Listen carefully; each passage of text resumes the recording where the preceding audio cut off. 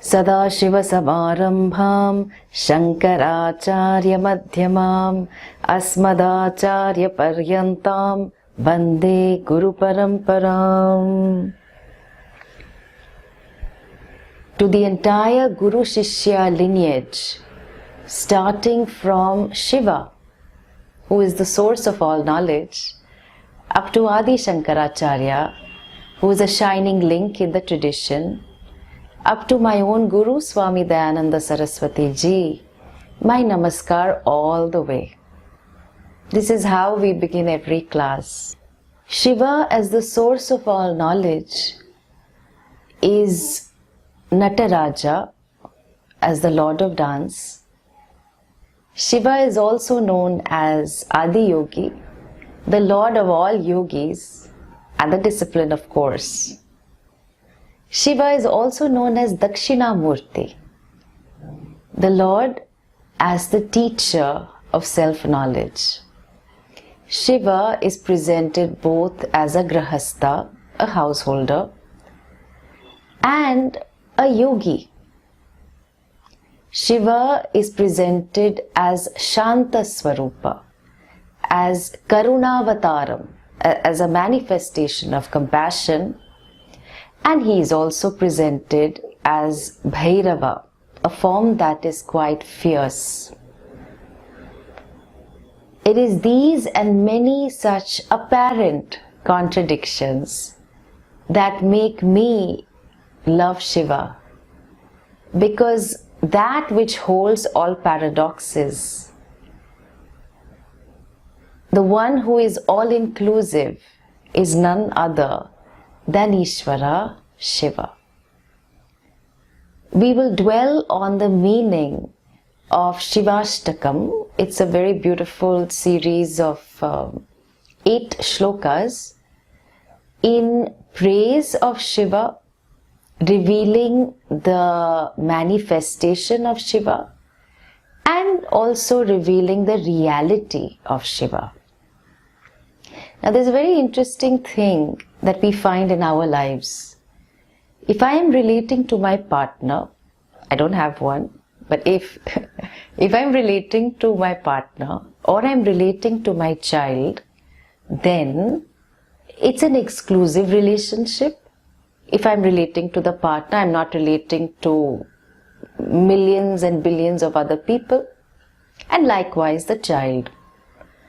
But when I start to relate to Shiva, I am not relating to Shiva as a limited being.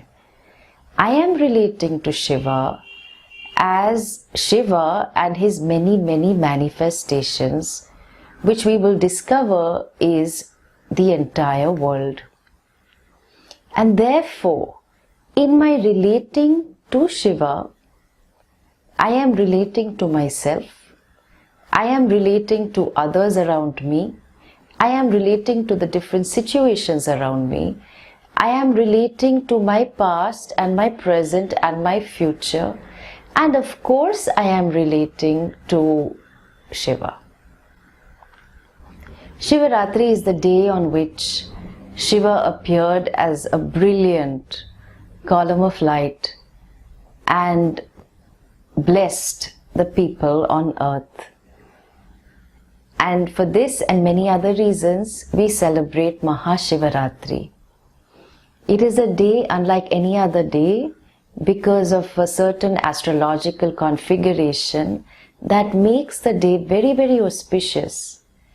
And unlike any other kind of celebration, what we really do on Mahashivaratri is prayer, japa, chanting, so on and so forth.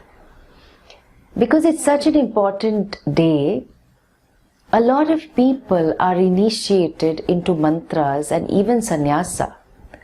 And for those who are already initiated, they potentize their many mantras by chanting it repeatedly throughout the day. It is also a day to practice the many disciplines that you have inherited from your gurus, leading all the way to Shiva, because that's the Guru Shishya lineage. Mahashivaratri generally occurs on the 14th day of the dark fortnight, usually in the month of Phalguna, which is generally between February and March.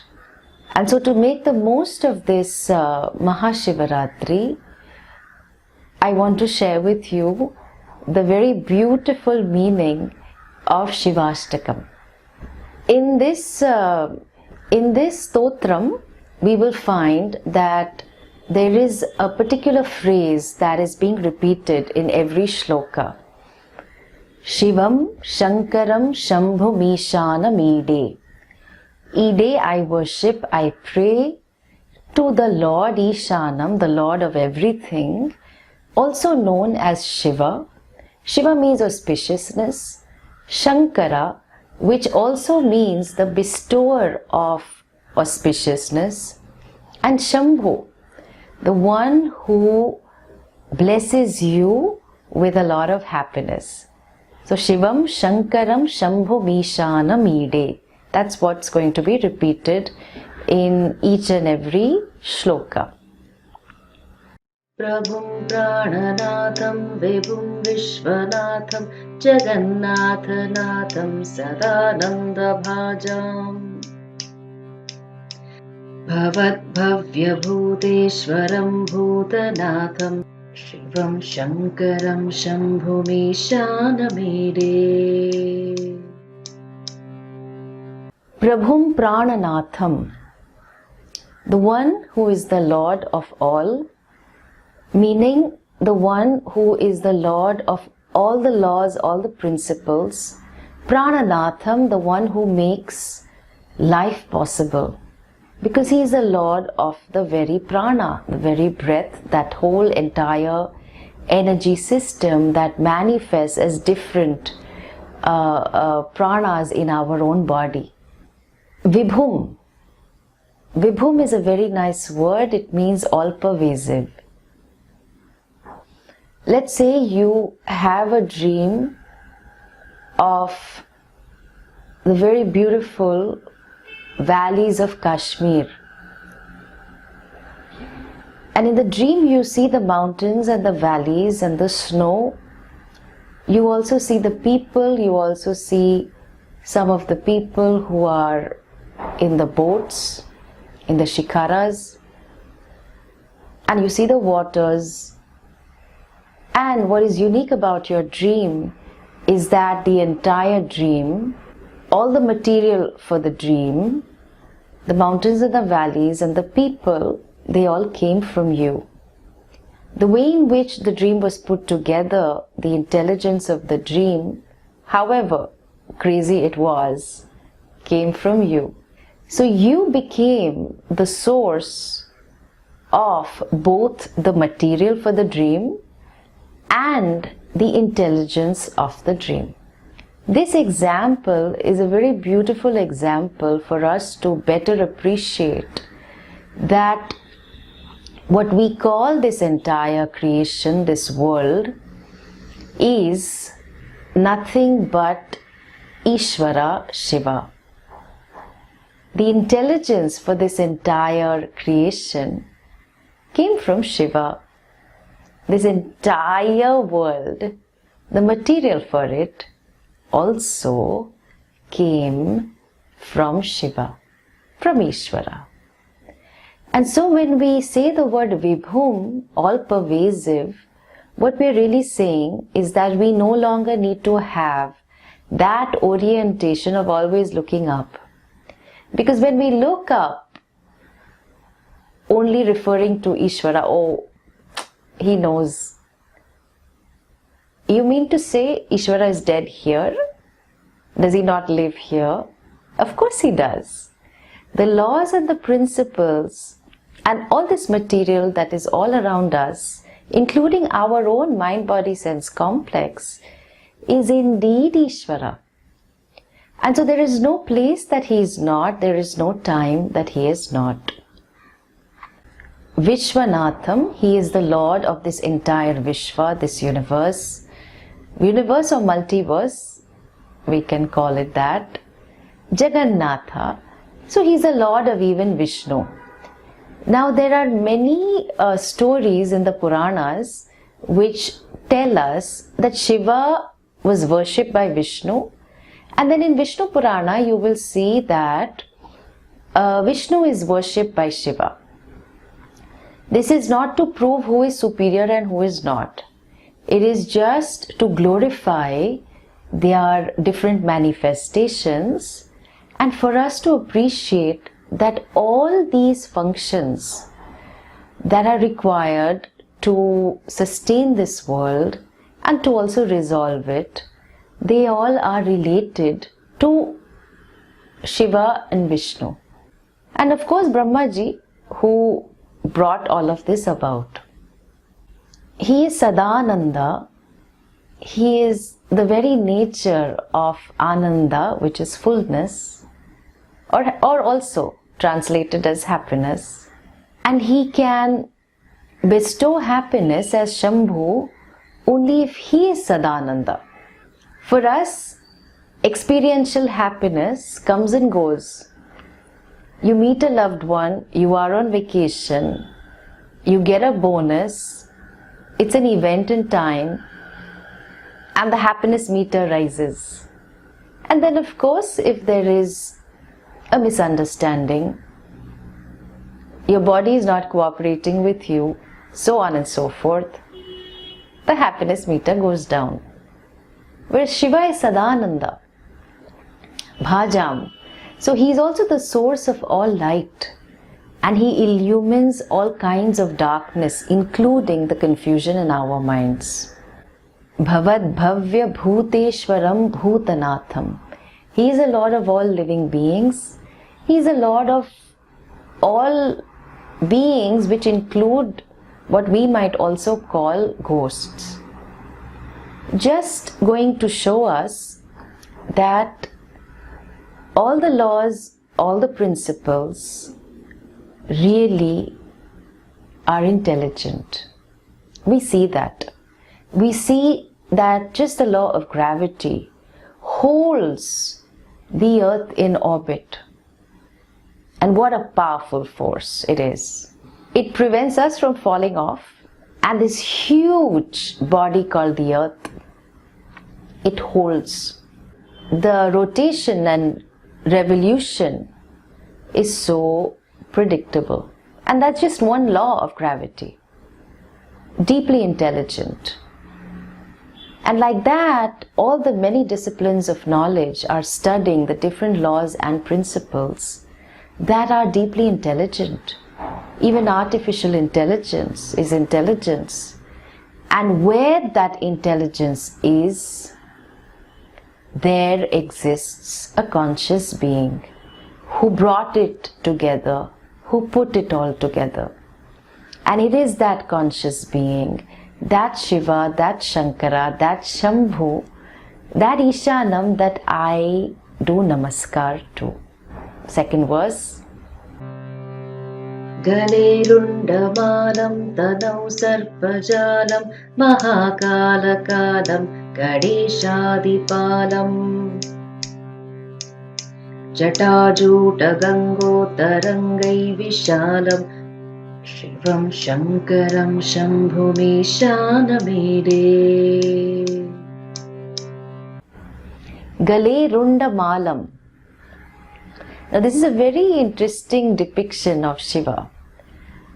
That he doesn't have a garland of rubies and emeralds and other ornaments. He doesn't have a garland of flowers, but he has a garland of skulls. And there are one or two ways to look at it. It is said that one skull represents one kalpa. One kalpa meaning it's a duration of time which includes the four yugas, the four sub-periods. And the whole thing amounts to 4.32 million human years. So with every kalpa, he has one skull. Depiction. The other way of looking at it is that once the body is reduced to the skull, the decay that happens, the body has been affected by the ravages of time. Shiva being timeless,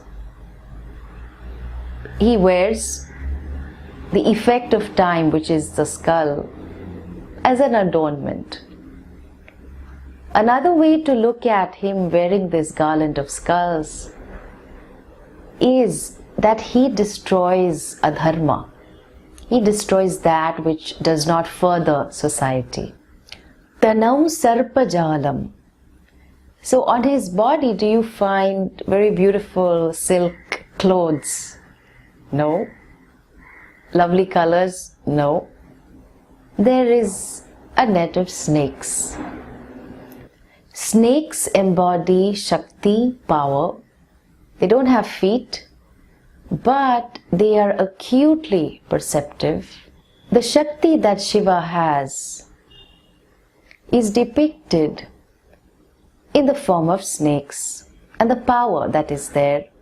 For a lot of people who do energy work, the power is not fully manifest. It lays coiled up.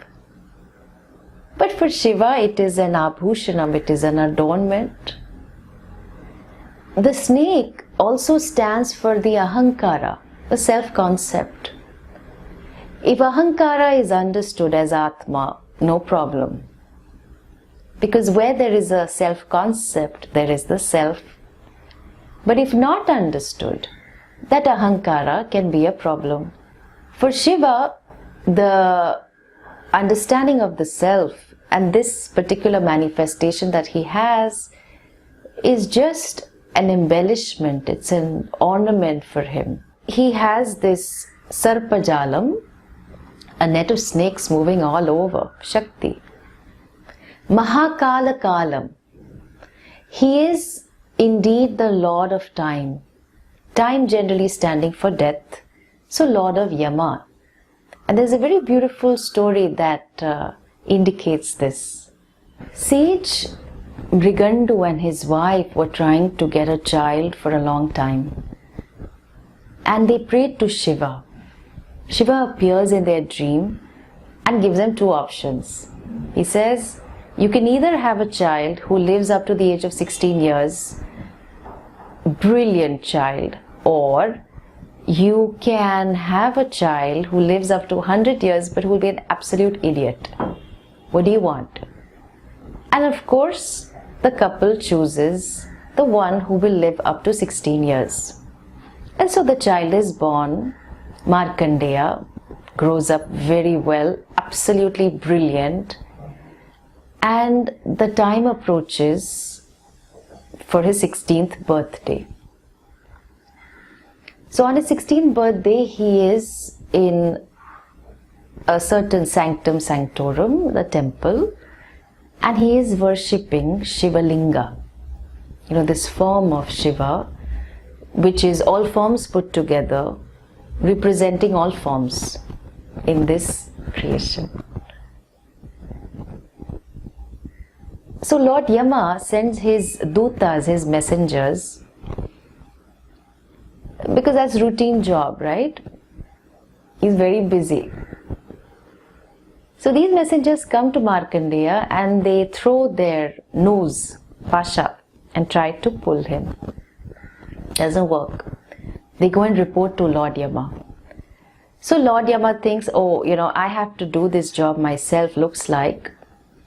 And so he comes and he tries to throw the pasha, the noose, and he sees that Markandeya is worshipping Shiva.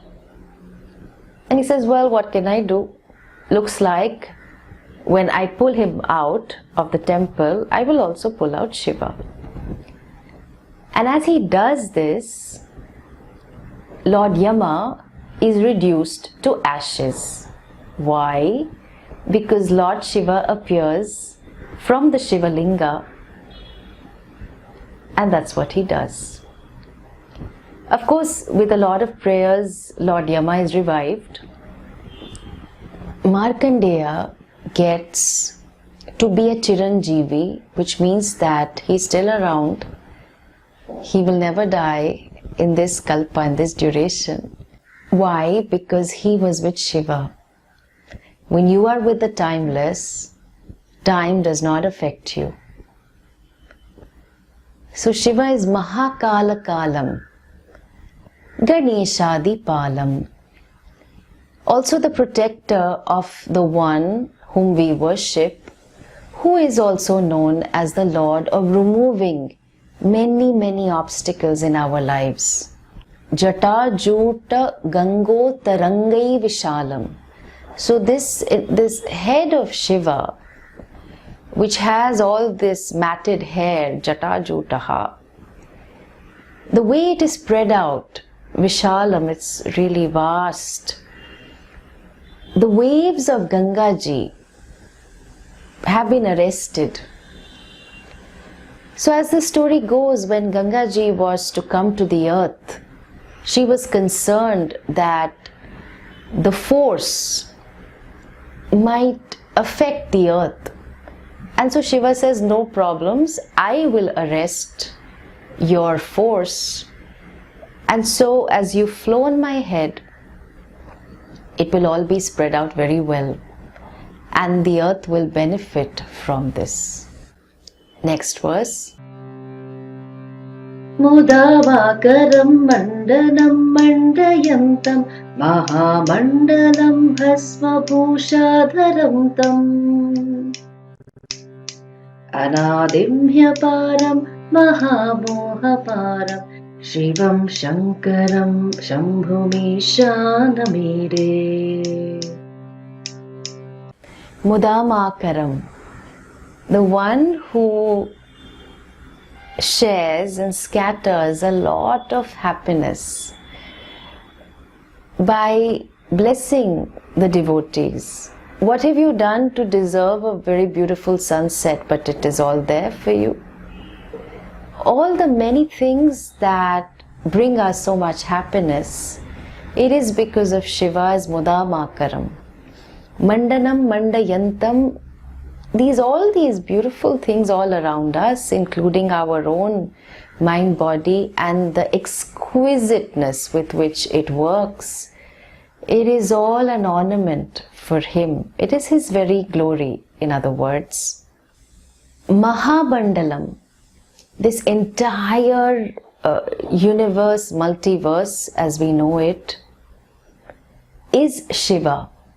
This is very important to understand. Newton and Descartes in the 1800s tried to remove God from the picture. They mechanized the world and started to call it laws of nature. It was not laws of God, because they were trying to separate the state and religion. The presence of a conscious being that makes all the laws and principles possible, that was taken out. And because we have followed them and their influence on modern science, we have this orientation that what is here is not God, but what is up there is God. In India, that has never been a problem. People have worshipped the earth. Of course, people have worshipped the sun.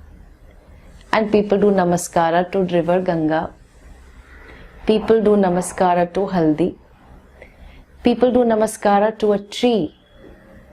And it's not because everyone is crazy, it's because everyone sees that every form is sacred. So what shall we say about this huge multiverse? That is indeed the manifestation of Shiva.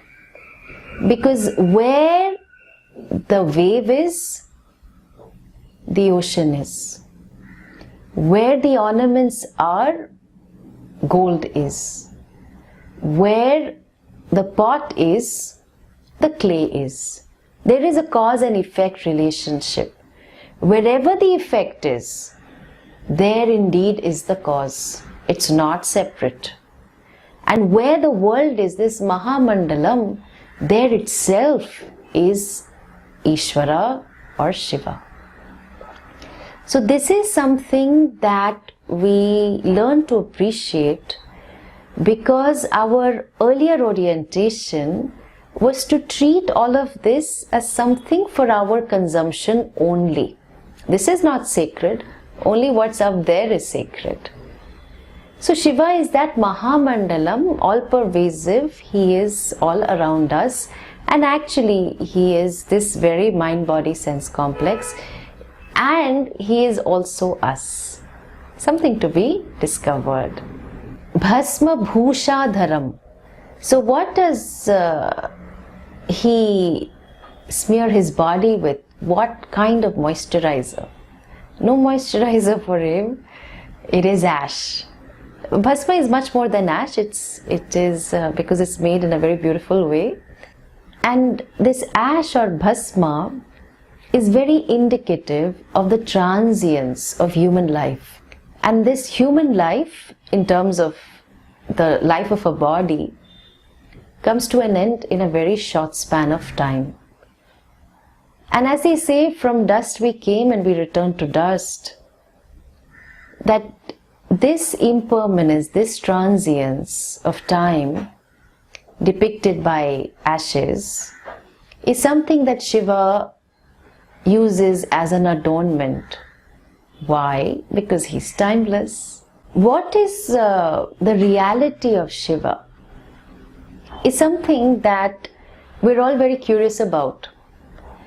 So if you follow a particular celebrity, maybe the person is a sports person or a film person, you want to know more about what he or she does outside of films.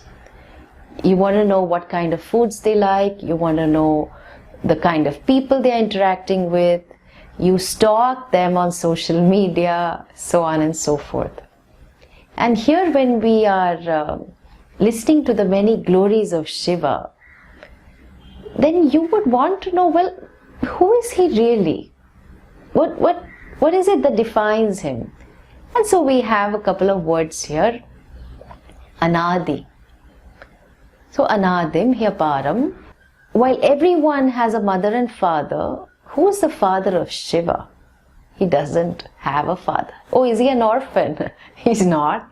Because he doesn't have a cause, in the sense that he has always been around. He is Anadi. There is no Adi for him.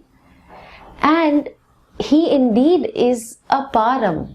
It doesn't have any measure. Can you really measure the extent of Shiva? You can't, because he's limitless. What about time? Can you measure time? Maybe Shiva exists in a particular period. No, because he's always there. Maha Moha Maram. Moha is confusion and thinking. And we all know what happens when we're confused. We make wrong decisions. And those decisions lead to some inappropriate actions. And then we live to regret it, or we try and correct it later. But sometimes it might be too late. So the one who destroys moha, that confusion that we have, the errors we make in our thinking, because of avidya, because of ignorance, Shiva destroys that. And he can do that because he's the source of all knowledge. And as he destroys the ignorance, all the confusion goes away. There is much clarity in one's thinking and one's decisions and the choices one makes and the actions that one takes. And there's clarity in life, and that is a very beautiful life because there's so much fulfillment. Shivam Shankaram Shambhum Ishana Mide. My namaskara. Next shloka. Vatadho nivasam mahatatahasam mahapapanasham sada suprakasham Girisham Ganesham Suresham Mahesham Shivam Shankaram Shambhumishanamide. Vatadho nivasam. So the one who resides below the Vata Vriksha, or the wish-fulfilling tree, the tree of knowledge, signifying that he is indeed the very source of knowledge. Mahatatahasam, the one who has this uproarious laughter, and this laughter of fullness all the time. And this laughter is not of sarcasm. You know, sometimes if you are drunk or if you are on a high, either due to a substance or without a substance, you find yourself laughing a lot.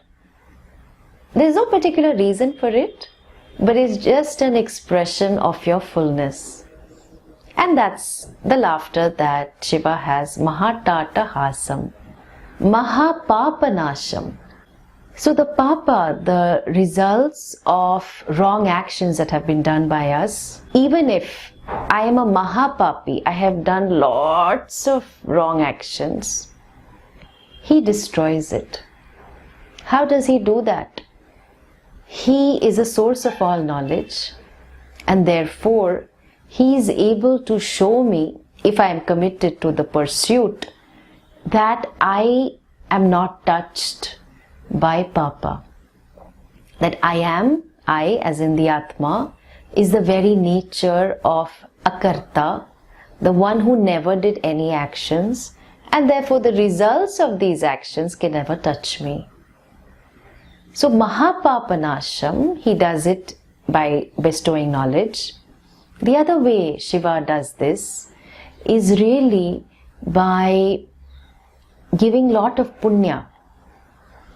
So as you pray to him, he blesses you, and that punya, the results of all these good actions, they neutralize the entire stock of papa that exists. I was in Varanasi a couple of weeks ago, and there's this very beautiful temple, Kala Bhairava.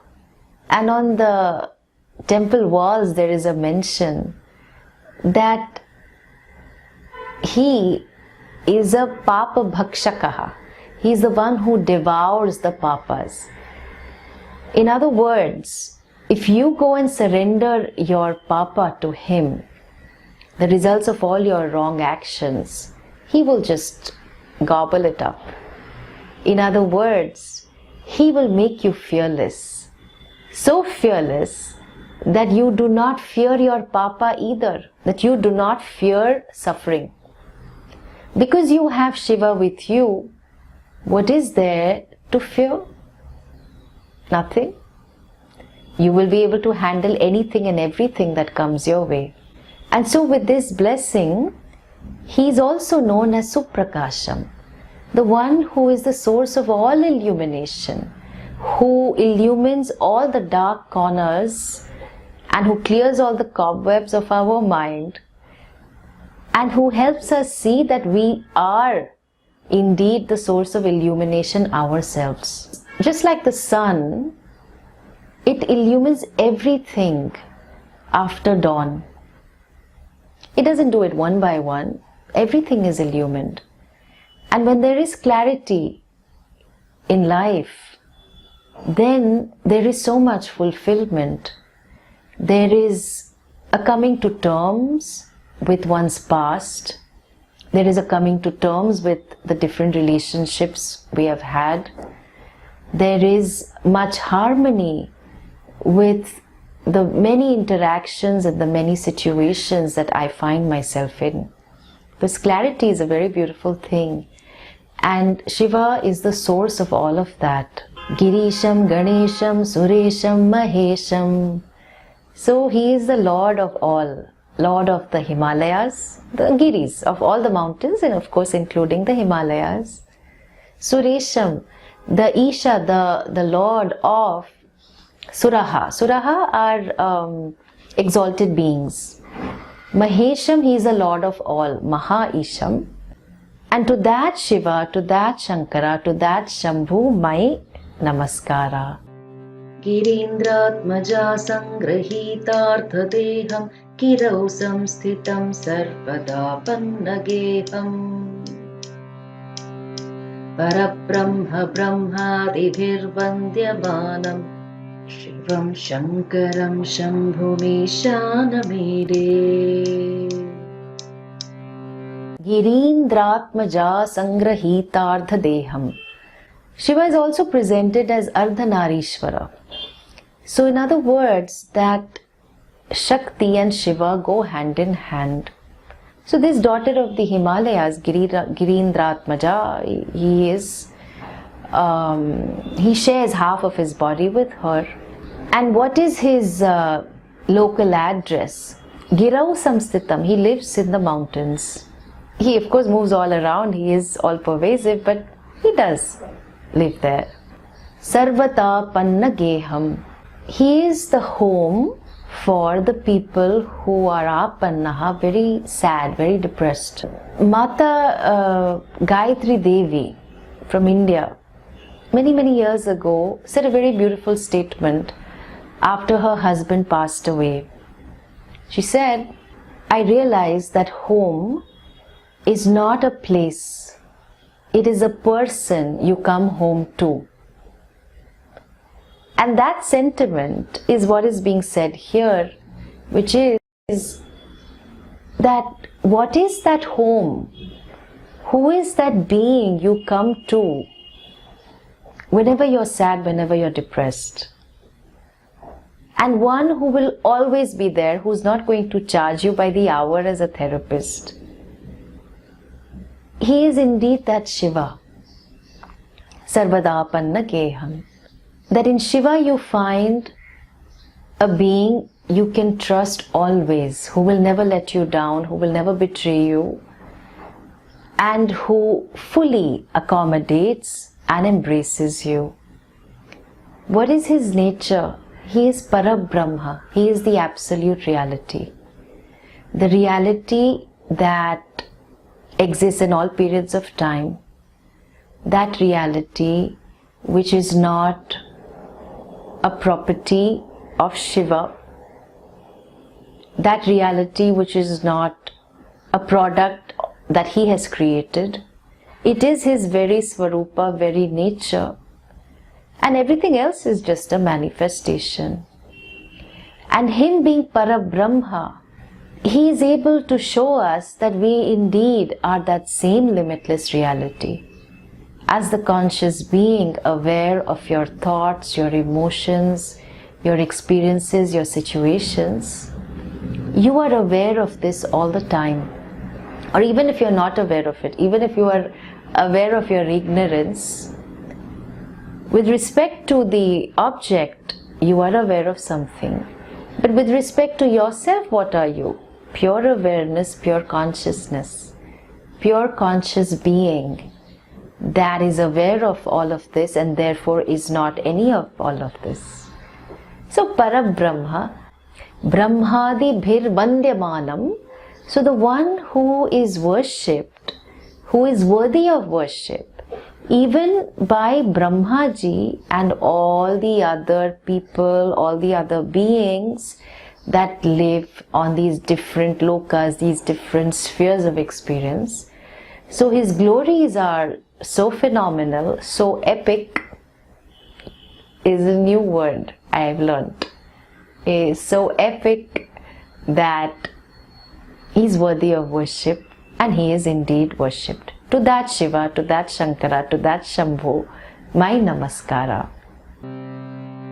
Kapalam Trishulam Karabhyam Dadhanam Padam Bhojanam Raya Kamam Dadanam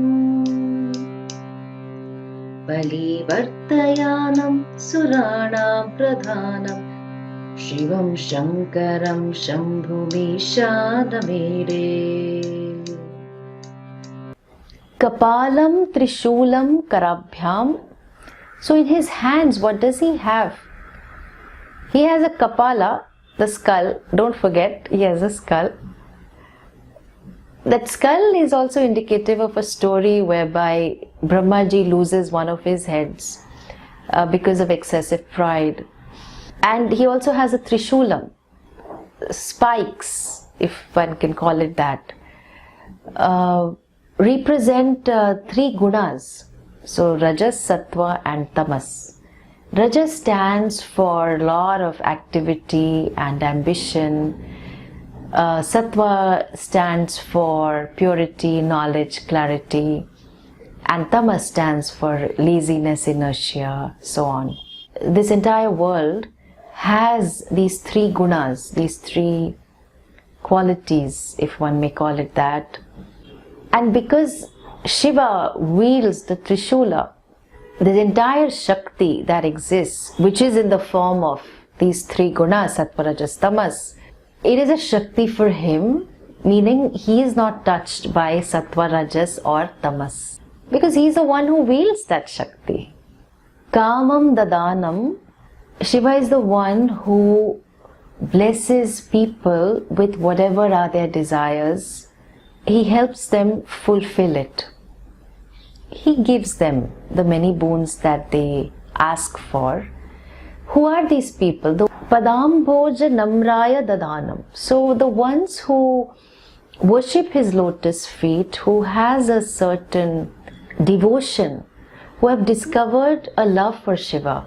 Devotion is nothing else but love, absolute love. And you can have absolute love only if you have relative love for people in your lives. Otherwise you can't discover absolute love. And by appreciating that all that is here is Ishvara, you begin to see that nothing stands in opposition to you, something to be dealt with, something to be managed, something to be interacted with, that's all. But your whole worldview changes. And so to those who worship him, he's not partial, okay? All that is operating are the laws of karma. They do the karma in terms of worshipful actions and reaching out actions, acts of dharma, acts of dhanam. They give whatever they have, they share that. To them he blesses. Suranam Pradhanam. So amongst all the suras, all these very exalted beings that exist in these different spheres of experience, he is the one who is superior to all of them in the form of his manifestation, that is Shiva, and his many Shaktis. So to that, Shiva, Shankara, Shambhu, my namaskara. Then the next shloka. Sharachandragatram Gunanandapatram Trinetram Pavitram Tadeshasya Mitram Aparnakalatram Charitram Vichitram Shivam Shankaram Shambhumishadamire. Sharat Chandra Gatram. So his face is like the winter moon, which is very bright and resplendent. Shiva is Gunananda Patram, the one who is a repository of all the qualities, all possible qualities such as justice, compassion, kindness, intelligence, so on and so forth, that are a source of a lot of ananda. And naturally, he can bless people to cultivate these many qualities, because all of us have these qualities in small measure or big measure, but he has it in all measure. He is Pavitram and he is Dhaneshasya Mitram. Pavitram as in absolutely pure. The only impurity that we understand in the tradition are raga and dvesha. Raga is your craving for something and dvesha is an aversion to something. So because I have this filter of craving for something or I have an aversion to something, I cannot see the world as is. Suppose I talk about a particular community, community so and so in the world. Somehow some people love this community and therefore will engage with it, and some people have a lot of hatred for this community, that they are not able to see anything wonderful about this community. So when you have a raga and dvesha, your vision is colored and you are not in touch with reality. And so when we are referring to Shiva as Pavitram, He's untouched by any of this because there's no partiality, there's no hatred, no nothing for anyone. It's just an all-embracing love. He is the friend of Kubera. Kubera is, the one who controls all wealth. Aparna Kalatram, he is the consort of Parvati ji. Charitram Vichitram, so basically he has all these wonderful qualities and characteristics that are all inclusive, and him being Ishvara, he has all of these. Shivam Shankaram Shambhu Ishana Mide. I worship, I pray to this Shiva. हरं सर्पहारं चिताभूविहारं भवं वेदसारं सदा निर्विकारम् श्मशाने वसन्तं मनोजं दहन्तं शिवं शङ्करं शम्भुमीशानमीडे. He is Haraha, the one who takes away the things that I don't want particularly. Sarpaharam, he has his garland of snakes. We have seen that earlier. Snakes, an embodiment of Shakti. Chitta Bhuviharam. So he roams around this entire universe, and he indeed is the one who also roams in the cremation grounds. Shmashane Vasantam.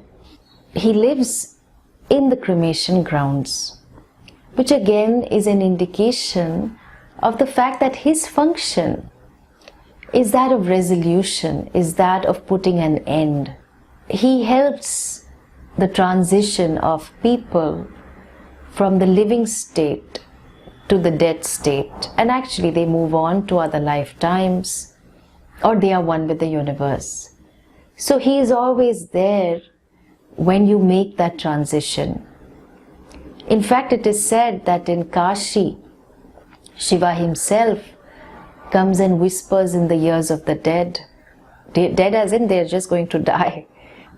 He whispers the teachings that will set them free.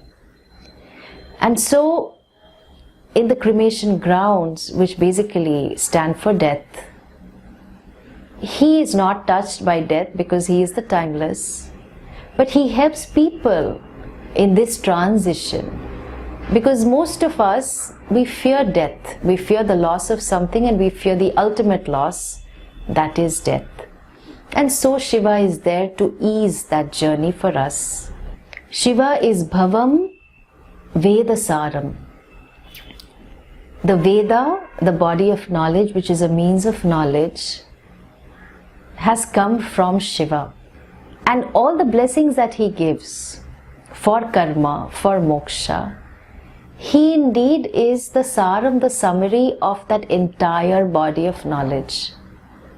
That body of knowledge that we call the Veda is available to us because Shiva is a source of all that knowledge, and it was revealed to the many rishis. And depending on your emotional maturity, depending on what you seek, he is there to bless you. You may seek a pumpkin and he will bless you with that. You may seek a promotion, he will bless you. You may seek a child, he will bless you. You may seek moksha, he will bless you. All the way because he is Vedasaram. But what is he really? Sada Nirvikaram. So while we have spoken about his form and the snakes and the Trishula and all of that, really speaking, he has no form. Because all the forms have come from the formless, that is him. When we limit Shiva to a form, we are conditioning him because of our own thinking. But Shiva, being timeless, being limitless, is Nirvikaram, and therefore he is the source of all forms. Manojam Dahantam. He is the one who destroys the binding desires in our heart. So you say, oh my God, if he's going to destroy desires, I'm not going to pray to Shiva. You might say that, okay? But here we are talking about the nature of a binding desire. I have a binding desire because I have a sense of lack. I have a sense of lack because I have a sense of inadequacy about myself. I can't help it, no matter how much I have achieved, no matter how wonderful a person I am, because I have concluded that I am just this human being. And it is this conclusion that Shiva destroys. And once he destroys that, then desire is a vibhuti, it's a glory. I am free to have any and every desire, because all desires will really be in service of society. Since I have achieved whatever was to be accomplished, desires are not a problem for me at all. I don't find that desires torment me anymore. Why? Because Shiva has destroyed the root of all desires, which is avidya, which is ignorance, by bestowing me with knowledge.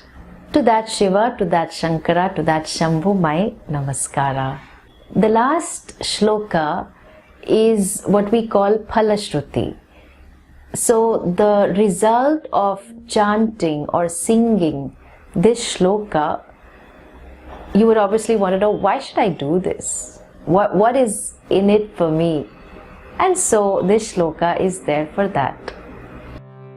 Swayam yah prabhate narashulapani pathit sarvada bharga bhavanaruktaha saputram dhanam dhanyamitram kalatram vichitras samasadya moksham prayati. Vichitram samasadya moksham prayati. Swayam Prabhate, they sing or chant this in the morning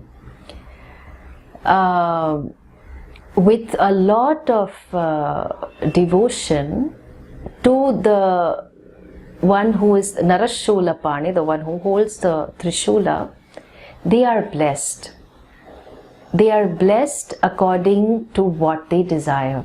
All the way from getting children, to getting dhanam, wealth, to getting dhanyam, which stands for food. So may all foodies rejoice, because you will not only get basic food, you may get a lot of variety. And you can also get a very beautiful, a very committed partner. And you can also be blessed with moksha if you were to worship Shiva.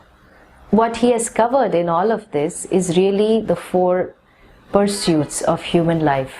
The pursuit of security, the pursuit of pleasure, the pursuit of dharma, dharma in the life here and in the hereafter, and moksha, that pursuit of freedom from the sense of bondage, which really is at the heart of all our pursuits.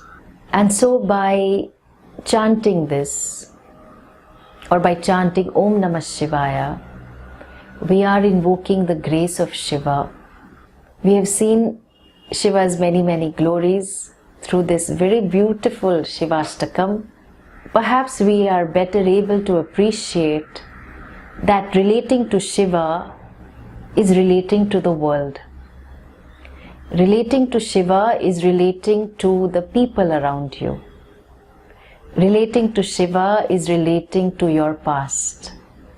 Relating to Shiva is relating to the many different experiences of your life, good, bad and ugly, and coming to terms with it, because Shiva puts an end to the suffering that we experience. Relating to Shiva is relating to the many blessings that we have all been blessed with, from a healthy body onwards, and the many opportunities available to us. And so it is a joy to relate to this Shiva, the one who holds many paradoxes, the one who is not a conventional devata. He's not even a devata actually, But that function of Ishvara that bestows us with self-knowledge, that manifestation that puts an end to everything that is not desired and an end to everything that needs to end. To that Shiva who is the source of all auspiciousness, to that Shiva who is the bestower of happiness, to that Shiva who is the bestower, who blesses all of us with many, many, many blessings, our namaskara. Om Namah Shivaya. Om Namah Shivaya. Om Namah Shivaya. Om Namah Shivaya. May you make the most of this wonderful Mahashivaratri. Om.